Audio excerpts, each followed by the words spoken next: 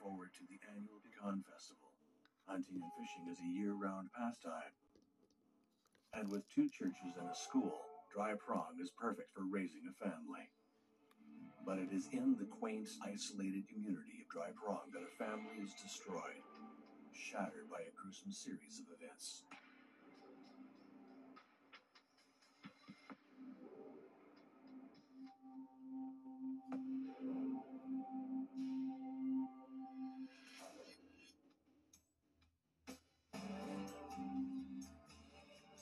Barbara Smith is only 31 when she moves back to Louisiana from Texas. Barbara returns to her hometown a broken-hearted widow with 3 children to raise. Despite her tough circumstances, she quickly becomes a part of the community by joining the local Baptist church.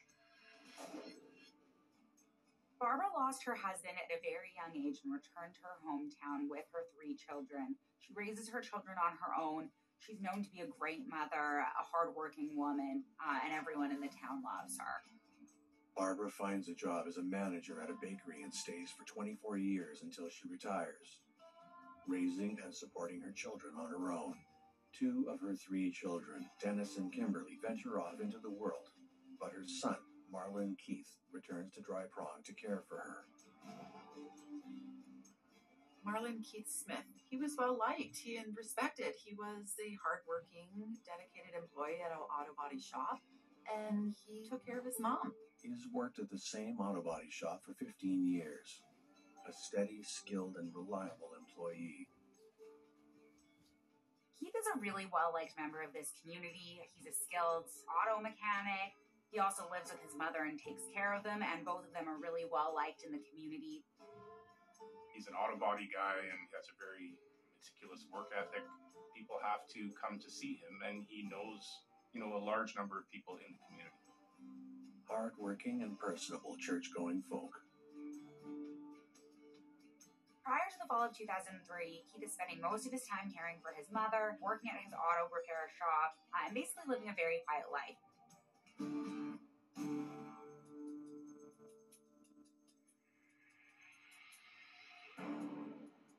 In the fall of 2003, he meets Betty Ann Findley at a bar. Soon after meeting, Keith and Betty begin dating, and they find themselves inseparable. Well, their relationship progresses very quickly. Very soon after meeting one another, they're talking about moving in together. In February 2004, just months after meeting, Betty moves in with Keith. It seems to be working. Keith, the perpetual bachelor, is finally in a relationship.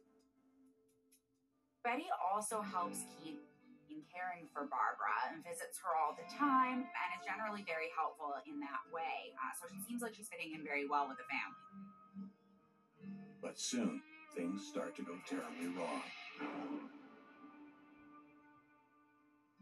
Despite being a skilled auto body technician, work is sparse in the Dry Prong area.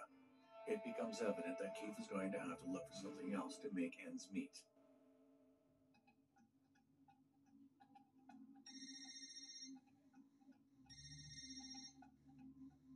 Nine months after Betty moves in, Detective Seduth at the Grand Parish Sheriff's Office receives a phone call. Billy Nugent, Keith's uncle and Barbara's brother-in-law, hasn't seen or heard from Keith in 3 weeks. In response, Detective Seduth calls Betty. Betty explains that Keith is in New Mexico working on a construction site, and has been since October. Betty tells investigators that Keith is working in New Mexico and that he usually calls to check in every Wednesday.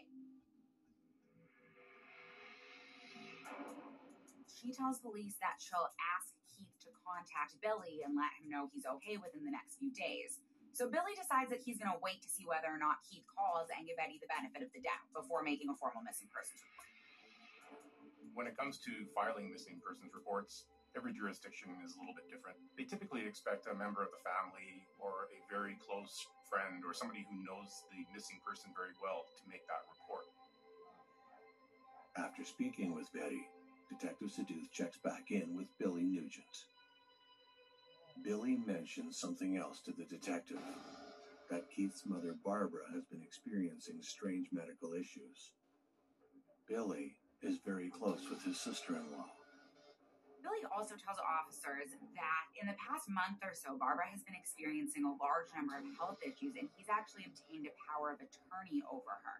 So what a power of attorney does is it gives someone else the ability to make financial and medical decisions for someone who doesn't have the capacity to do that for themselves anymore. He checks in on her daily. He recounts the events of the past month to the detective. In the late fall of 2004, Barbara becomes sick, showing strange symptoms. Barbara's speech is slurred and she has a difficult time walking. Over the next few days, according to Billy, Barbara's symptoms become progressively worse. Betty visits often to help care for Barbara. This is unusual for her, and they finally make the decision to take her to the hospital to get her checked out.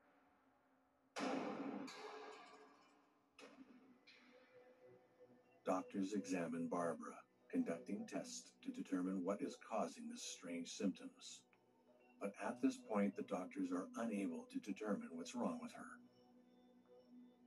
After some time in the hospital, Barbara's symptoms improve. They're ultimately unable to determine what the problem is, and they have no option but to release her and send her home. With the help of Billy and his wife, Barbara's sister Carol, Barbara returns home, seemingly in good health.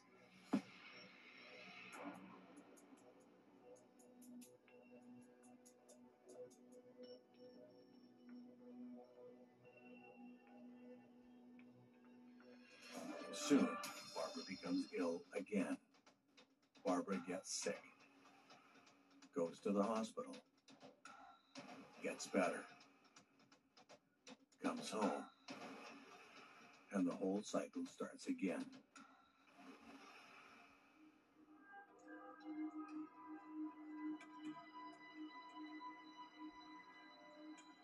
So it certainly seems like there's a pattern here. Barbara gets sick again, goes back to the hospital, and gets better again. Eventually, Barbara goes back to the hospital, and they finally run a series of toxicology tests. The results are quite shocking because it finds that she has various amounts of pills that are in her system, such as opioids, and the prescription medication that Barbara is on does not match what the toxicology shows within her bloodstream. She's a 71-year-old woman, and the number of opiates in her system is indicative of either hardcore abuse or that something else is going on. The family suspects that Betty is involved with this somehow, but actually, Betty has been under investigation for some time now, but not for poisoning Barbara. Attention Medicare beneficiaries. Have both Medicare and Medicaid? Now's the time to explore your options and choose the coverage that's right for you. Choose a Medicare Advantage plan that offers you more benefits at no additional cost. Millions of members turn to WellCare for benefits and services that go beyond original Medicare and help them lead better, healthier lives. Choose a plan with $0 or low monthly plan premiums, copays, and deductibles. And with WellCare, you don't just pay less, you get more. More dental with comprehensive coverage, more vision and hearing with an eyewear allowance, plus $0 or low prescription drug copays and free home delivery. Call us at 877-268-6394 to speak to a friendly licensed representative and request a free all-in-one guide. There's no obligation. We're here to help you review your options to see if a WellCare plan is the right decision for you. WellCare has a large network of doctors and specialists, and WellCare Medicare Advantage plans come with this all-in-one WellCare Spendables debit card to use for over-the-counter health items. Get convenient access to care with our telehealth services, including online doctor visits, Twill, a digital mental health and social support resource, and free fitness benefits with online classes. WellCare has a contract with Medicare to provide Medicare Advantage plans. It has been serving those with Medicare Advantage, Medicaid, and prescription drug plans for more than 35 years. Call now. We're here to answer your questions and even assist enrolling you over the phone. Choose the company that puts your health first. WellCare, the coverage you need and more. Call now and get a free copy of our all-in-one guide. 877-268-6394. I'm not a doctor. I'm not even in a doctor's office. I'm standing on the streets talking to real people about their heart. How's your heart? My heart's pretty good. You sure? I think so. How do you know? You're driving a car, you have the check engine light, but the heart doesn't have a hey, check heart sign. I want to show you something.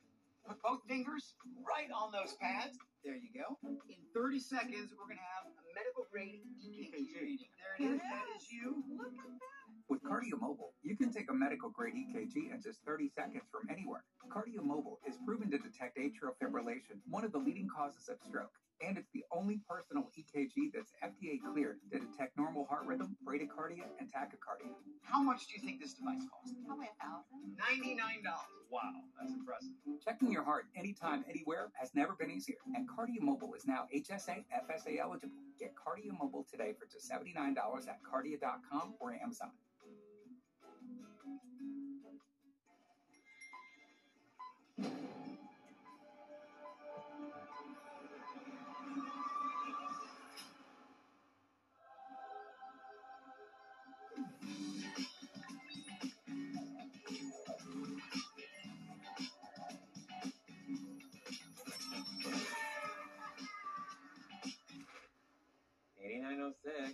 There's an easier way to bank and get up to $500 in 5 minutes or less when you download Dave. Dry Prong, Louisiana. Population of almost 500. For Barbara, it's been a month of mysterious symptoms and repeated hospital visits. The toxicology screen reveals that Barbara has high levels of opiates in her system. While all of these health issues are occurring for Barbara, Keith, who was her main caregiver, vanishes.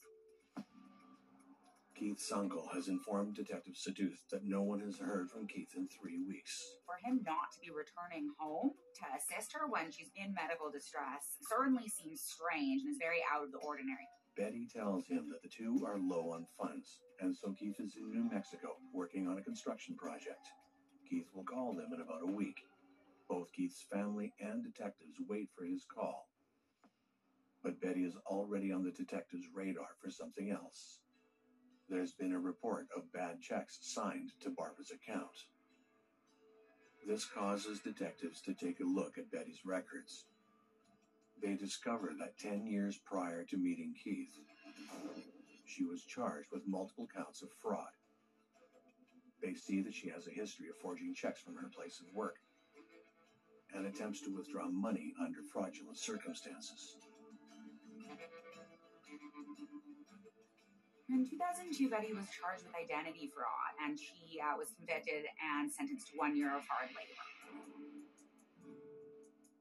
A year after being released from prison for fraud, she meets Keith. So what Keith was unaware of when he met Betty was that she actually has a criminal record and has actually spent time in jail for those offenses in the past. Individually, the offenses themselves aren't overly serious. But when you take into account the fact that they are repeated over and over again, it could point to the fact that you're dealing with a serious habitual offender.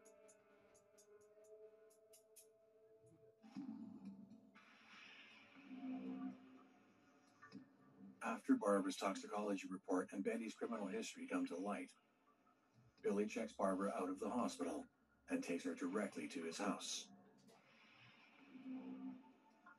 Billy takes her straight to his house, and Betty actually attempts several times to go visit her there, and Billy stops her from coming in order to protect Barbara.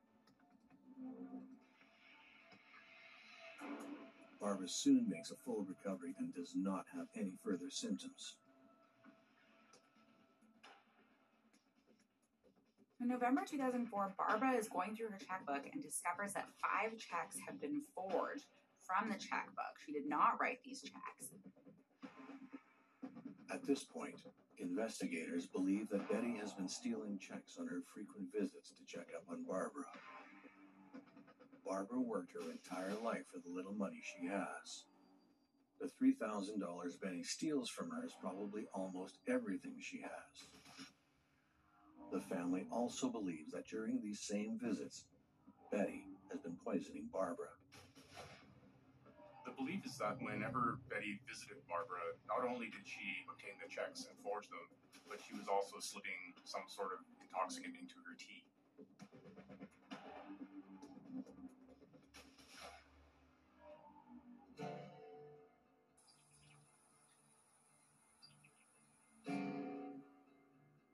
A week after Billy's initial report, neither family nor detectives have received the promised phone calls from Keith. It's time to open a missing persons report. That report changes things in terms of the investigation. It gives investigators a lot more leeway. So at this time, the investigation into where Keith is and where he has been this whole time kicks into high gear. Betty has stated that Keith was out of work when he went to New Mexico to make some extra income. On November 19th, a subpoena is ordered and Betty's phone records are pulled. This entire time, Betty has been claiming that Keith has been in New Mexico. But an examination of the phone records reveal absolutely no calls to or from New Mexico at any time. Investigators had their suspicions, but now they have the proof. Betty is lying. The question at this point is, where is Keith? Nobody seems to know. 4 days after the phone records are pulled, detectives receive a tip from a confidential informant. The tipster relays the location of a possible gravesite. And for Betty, it is very close to home. In a missing persons case, when you have no idea what's happened to this person, it's very important that people come forward. We refer to these people as tipsters. They call with all types of what they think is important information, and police have to be cognizant of all of it, and they need to take it all into account.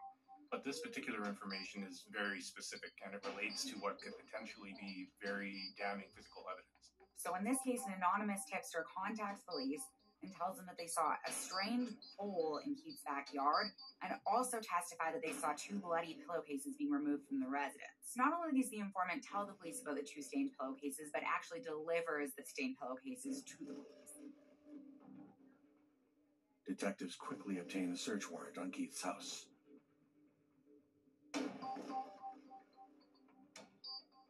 When police attend the house with a search warrant, they threaten to kick in the door after not getting any answer. But finally, Betty comes to the door claiming that she was in the shower.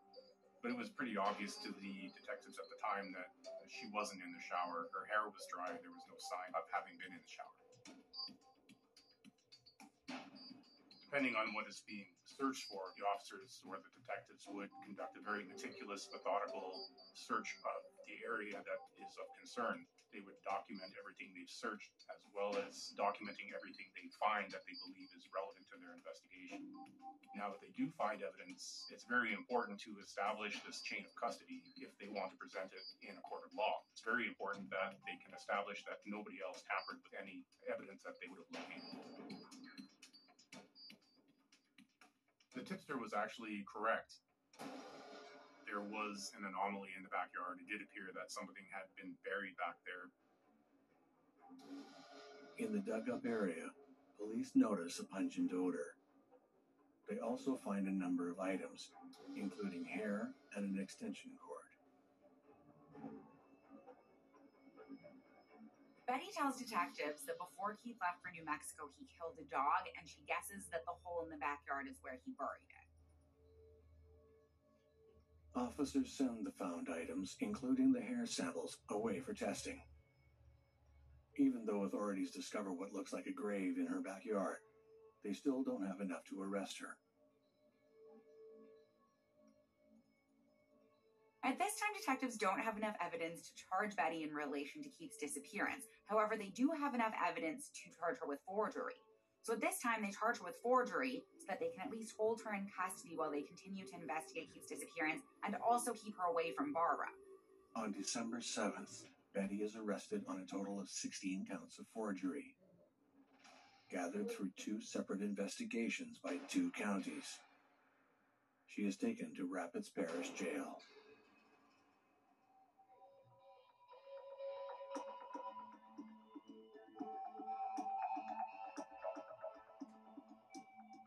Two days after the arrest, a surprise visit will lead to a major break in the case and possibly exonerate Betty of Keith's disappearance. Betty's sister, Janet, arrives at Detective Sadooth's office unannounced. Betty's sister, Janet, had just visited Betty in prison, and she has now come to the police to provide them information. She relays to Detective Sadooth what Betty told her in confidence. Betty is finally ready to tell investigators what happened to Keith. Janet relays that Betty told her a man named John killed Keith.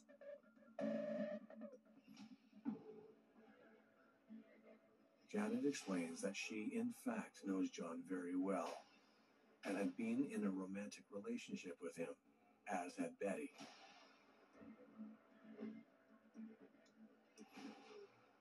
Janet reveals to the police that he's a very violent person.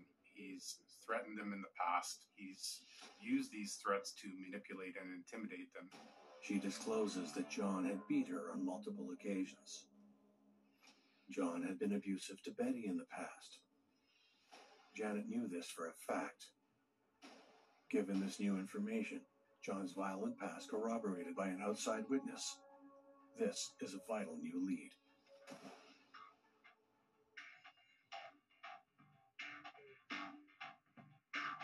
Now, after the police speak with Janet, they immediately request an interview with Betty, and she gives them a full rundown of what transpired that night.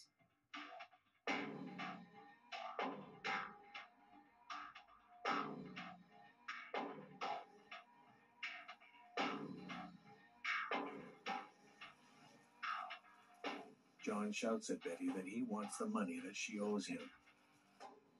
She tells him that she doesn't owe him any money and demands that he leave.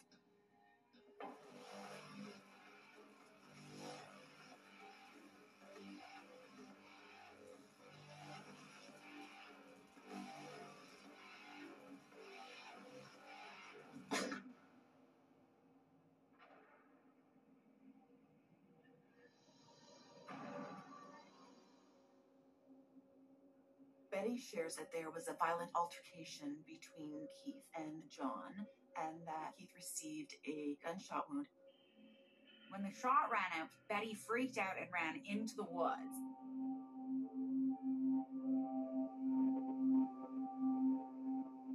Betty claims that she hides in the woods for hours, waiting for John to leave. She finally hears the car start and drive away. She hides for another few hours, then returns to the house. Betty knows something terrible has happened.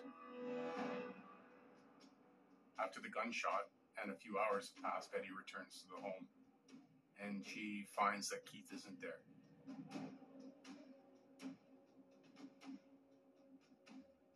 She does see blood, and she cleans it up, but she doesn't say anything to anybody.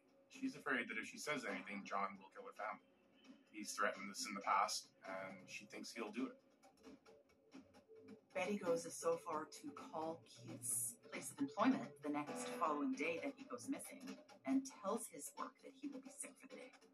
Betty says she noticed that Keith's handgun was missing after he disappeared. She assumed that John had used it to kill him.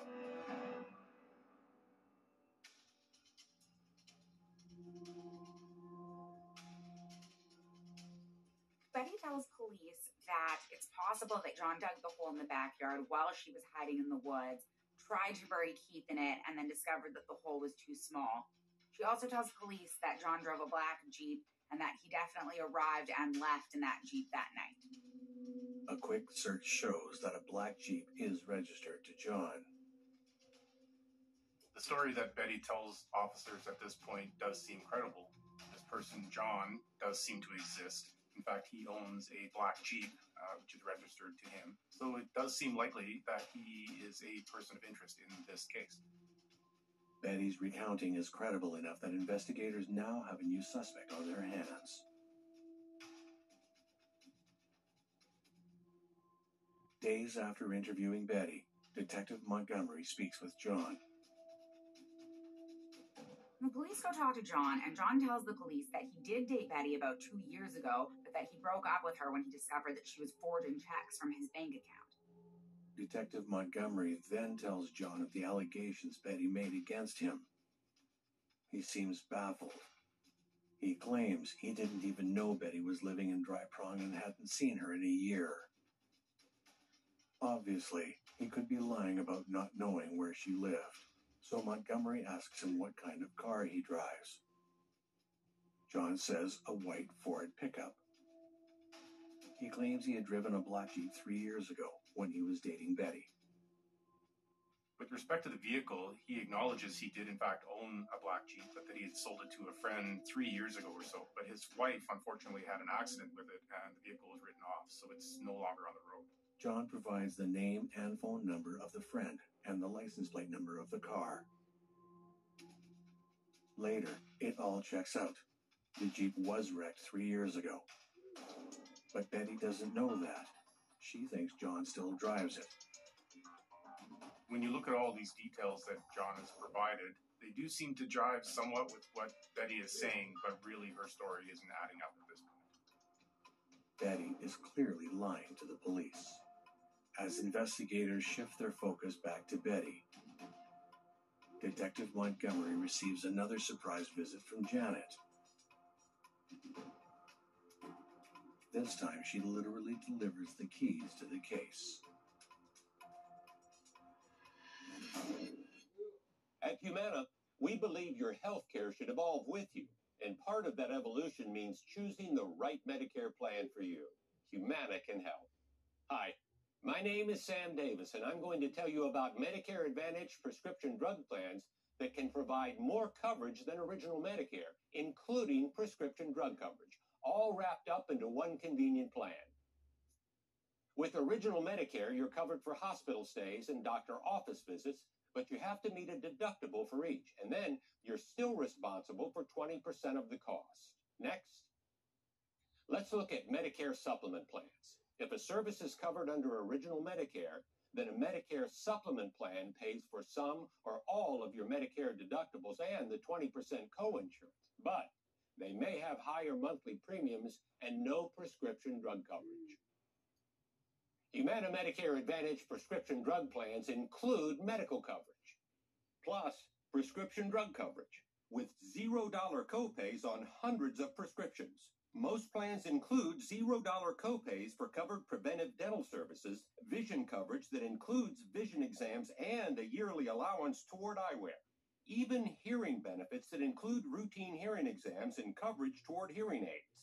You can get $0 copays for in-network preventive services and $0 copays for routine vaccines. And there's worldwide coverage for emergency and urgent care when you travel. Plus, Humana also offers Medicare Advantage plans. Plans have $0 or low monthly plan premiums, and there's a cap on your out-of-pocket costs. So call or go online today to see if there's a Humana plan in your area and to get our free decision guide. The Medicare annual enrollment period ends on December 7th, so call now. Humana, a more human way to healthcare. I had lost about 50 pounds and kind of stalled. And then a friend had said, you ought to look at Weight Watchers Clinic. The combination of Weight Watchers and weight loss medication has changed my life. It's a different body, a different world. What does it mean to truly transform your health? Change you can feel on the inside and see on the outside. Start in your gut with DSO1 Daily Symbiotic, the 24-strain 2-in-1 probiotic and prebiotic, formulated to improve digestive health, regularity, and reduce abdominal bloating after 14 days, reduce the appearance of fine lines and wrinkles after 4 weeks, and support a resilient immune system after 3 months. Start your DSO1 transformation today at seed.com. This is the Ridge. It's a modern wallet designed to stay minimal, sleek, and compact in over 50 colors and styles. And the best part is, it comfortably fits in your front pocket. You can easily slide it in and out. There's no better time to upgrade your gear. Find yours at ridge.com. Coming up next on True Crime Network.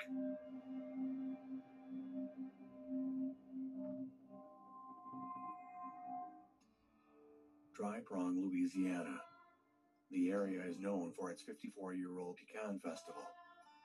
Dry Prong and the surrounding communities converge on Colfax every first week in November for what's become a major attraction that celebrates pecan farming and harvesting in the area. But not everything here is idyllic. There's a new development in the disappearance of Marlon Keith Smith. Betty's sister, Janet, tells police that Betty has relayed to her what actually happened on the night of Keith's disappearance. An ex-boyfriend of both Betty and Janet, a violent, abusive man, visits Betty and shoots Keith.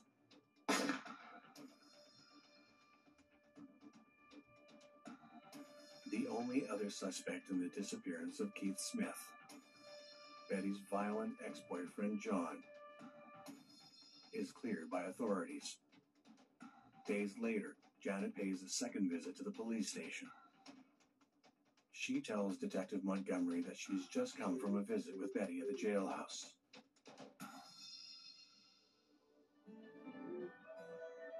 Janet begs Betty to stop lying and tell investigators everything she knows. Janet is wanting the truth. So when they sit down, Betty provides Janet with 3 keys. She tells Janet that these are the keys to storage lockers and that in one of those lockers she's going to find Keith.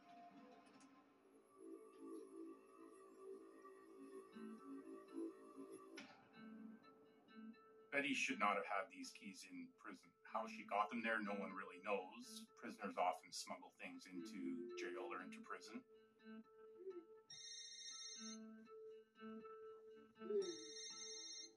Betty calls Janet, unaware that she is with a detective. Janet gently asks her sister which facility she should look in. Betty tells her, Unit 124. Debbie used the name Mary Trent to rent it.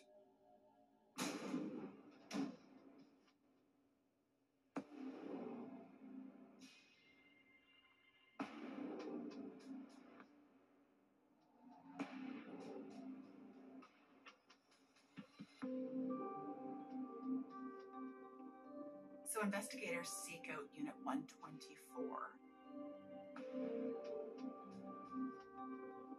Investigators that are at the scene don't even have to enter before they smell a very pungent and offending odor coming from that unit. Detective Montgomery applies for the search warrant while the scene is secured.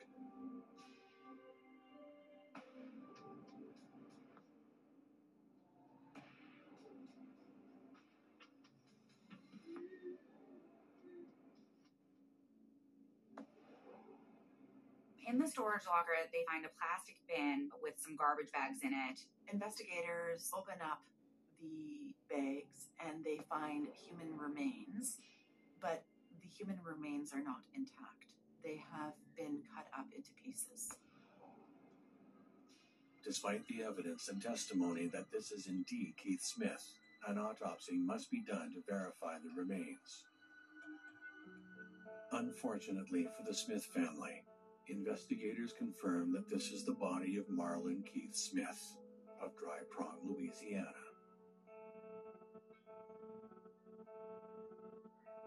For Keith to have met such a gruesome end, it would have been devastating for them. By all accounts, Keith was a good guy, a devoted son, and a hard worker.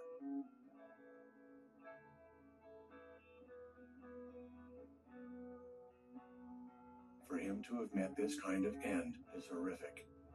It would have been devastating for Barbara.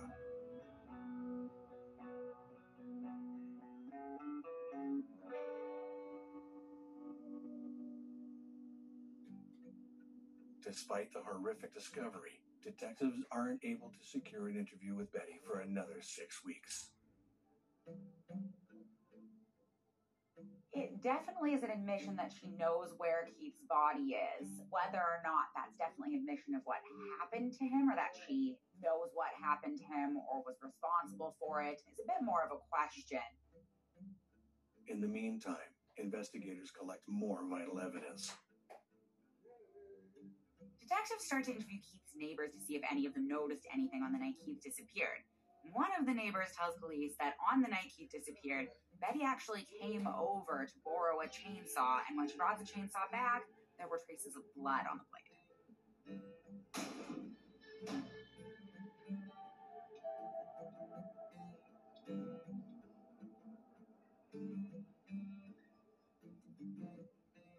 Items that display potential blood splatter are taken under warrant from the home.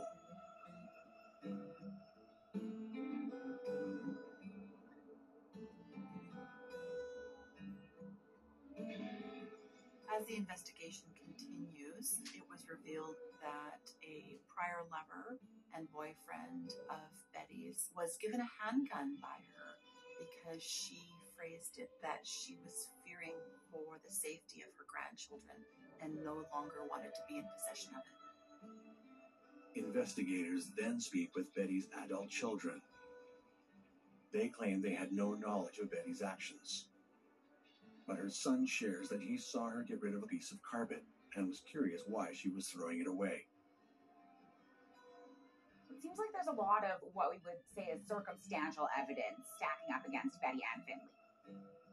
While it's all circumstantial, all these individual points, the gun that's gone missing, human remains being found, the sighting of her throwing out a carpet, tie together in the sense that police now believe that Betty is responsible for the homicide of Keith Smith.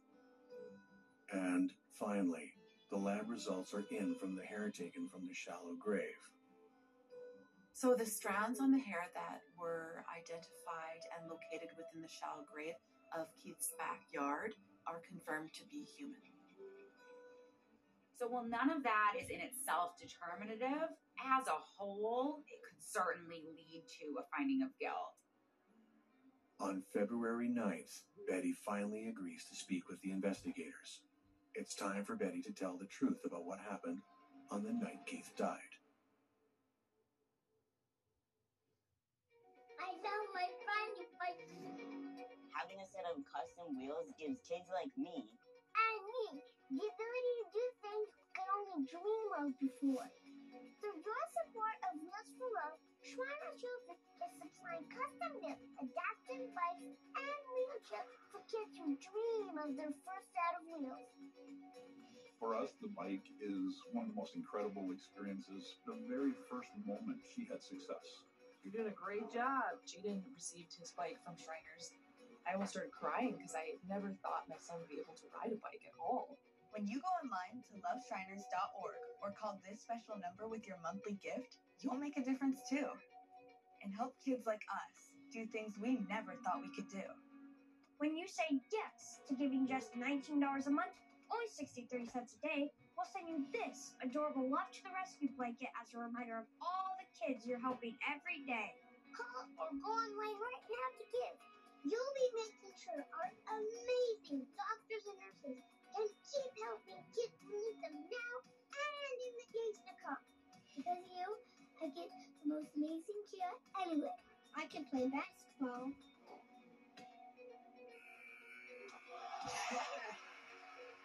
I can play soccer because of your support. Thank you. Your support changes our lives. Do a monthly gift right now at loveshriners.org. Makes moments like this possible for kids like me. And me. Thank you for giving. help a kid get their first set of wheels. Let's roll. Join the movement. Please call or go online now. If operators are busy, call again. Or go to loveshriners.org to give right away. Thank you. At drivetime.com, we've been hard at work, and we finally did it. Did you make it so I can finally shop at thousands of cars with no hit to my credit? Wait, yes! Go to drivetime.com, get approved with no credit hit. Go to drivetime.com, get approved, and shop your real terms with no credit hit. Say goodbye to scooping this holiday season with Litter Robot, the highest-rated self-cleaning litter box that eliminates the chore of scooping while drastically reducing litter mess and odors, even in a multi-cat household. For a limited time, save up to $100 on Litter Robot bundles. For too long, high-quality diamonds have been too expensive. With 70 years of fine jewelry experience, Ross Simons knows luxury and value. We now offer lab-grown dream diamonds you can actually afford. Discover real brilliance at fabulous prices. Luxury or value? Why choose? Explore the lab of luxury at rosssimons.com. Lulu, over $100 for leggings. I'm moving on to Fabletics. In Fabletics, we got this. Fabletics is the feel better legging, the feel good legging, the perfect little boost at the feel good price. Get 80% off at fabletics.com. After Betty hands over the keys, Keith's remains are found in a storage facility. Further investigation has uncovered more evidence, including an electric saw with what looks like blood on the blade. Police also collect blood splatter evidence from Keith's residence. Investigators interview Betty for the first time since the gruesome discovery of Keith's remains. At this point, it's time for her to finally come clean and tell the detectives what actually happened.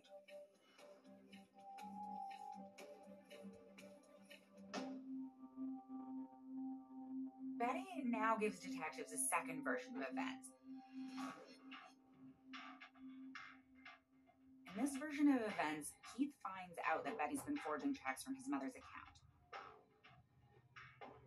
Heated argument ensues between the two of them, and during this argument, Keith grabs a gun. She lunges at him, and the gun goes off by accident, killing Keith.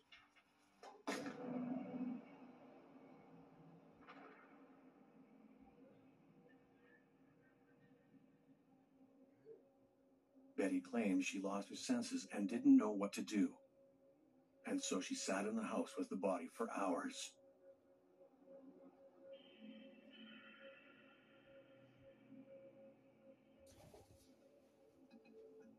She decides to wrap Keith's body in a quilt and drags it onto the porch.